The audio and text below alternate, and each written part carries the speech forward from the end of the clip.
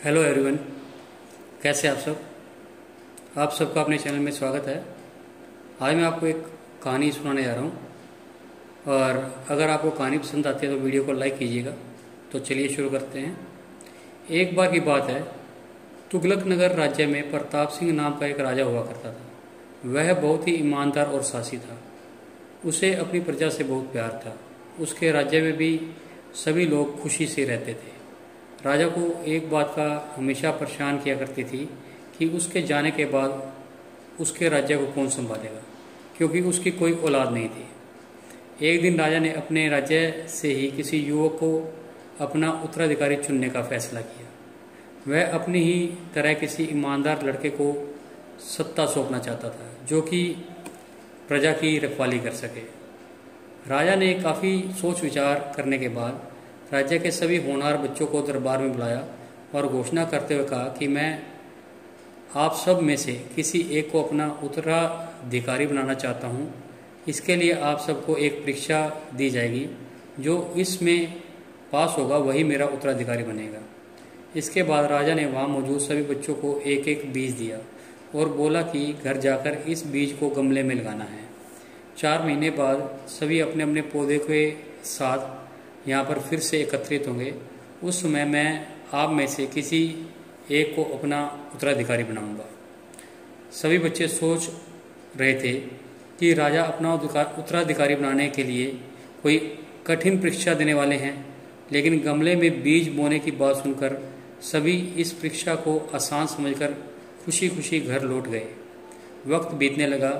सभी बच्चों के गमले में बीज की उपज दिखने लगी, लेकिन क्षितिज नाम का एक बच्चा था जिसके गमले से पौधे का कोई नामो निशान नहीं था। दूसरे बच्चों के पौधे बड़े होने लगे। यह देख क्षितिज बहुत परेशान रहने लगा। वह मन ही मन यह सोचता था कि सबके गमले में पौधे आ गए, लेकिन उसके गमले से कोई पौधा क्यों नहीं आ रहा। उसने सोचा कि हो सकता है कि उसका पौधा उगने में अधिक समय ले, इसलिए उसने हार नहीं मानी। वह पूरी मेहनत और लगन के साथ गमले की ज़्यादा देखभाल करता रहा। धीरे धीरे 4 महीने बीत गए, लेकिन क्षितिज के गमले में कोई पौधा नहीं आया। वही ज़्यादातर सभी बच्चों के गमले में पौधे निकल आए। कुछ बच्चों के पौधों में तो फूल और फल भी दिखने लगे। राजा के पास जाने का समय आ गया। क्षितिज ने सोचा कि वह राजा के पास जाएगा तो उसका गमला खाली देखकर सब मजाक बनाएंगे।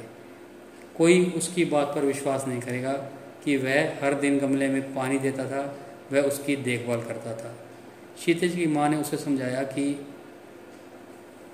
नतीजा कुछ भी आया हो, लेकिन तुम्हें राजमहल उनका बीज लुटाने जाना चाहिए। जो होगा देखा जाएगा। माँ के समझाने पर क्षितिज मान गया और खाली गमला लेकर राजमहल पहुंचा। वहाँ उसने देखा कि सभी के गमले में सुंदर सुंदर पौधे दिखाई दे रहे हैं और सभी बहुत खुश थे। उसका गमला देखकर सभी हंसने लगे और अपनी मेहनत का बखान करने लगे। वहीं चुपचाप आंखें नीचे किए क्षितिज शर्म से बैठ गया। इतने में राजा आए और सभी के गमलों को ध्यान से देखने लगे। जब वह क्षितिज के गमले के पास पहुंचे तो उन्होंने पूछा, यह किसका गमला है? क्षितिज, जी मेरा। राजा, तुम्हारा गमला खाली क्यों है? क्षितिज, मैं रोजाना इसको पानी देता था। मैंने इसकी बहुत देखभाल की, लेकिन इसमें से पौधा नहीं निकला। राजा, आओ मेरे साथ। क्षितिज राजा द्वारा बुलाने पर डर गया, लेकिन उसे राजा की आज्ञा माननी थी। वह धीरे धीरे राजा की तरफ बढ़ा। राजा उसे सिंहासन के पास ले गया और बोला कि तुम ही इस राज्य के असली उत्तराधिकारी हो। राजा के इस फैसले से वहाँ मौजूद हर कोई हैरान रह गया। राजा ने कहा, मैंने जो बीज दिए थे वह सब नकली बीज थे। उससे पौधे नहीं आ सकते थे। आप सब ने बीज बदल दिए, लेकिन क्षितिज ने ईमानदारी के साथ 4 महीने मेहनत की और अपनी असफलता स्वीकार करते हुए मेरे सामने खाली गमला लाने की साहस भी दिखाया। क्षितिज में वो सारे गुण हैं जो एक राजा में होने चाहिए। इसलिए इस राज्य का असली उत्तराधिकारी मैं क्षितिज को बनाता हूँ।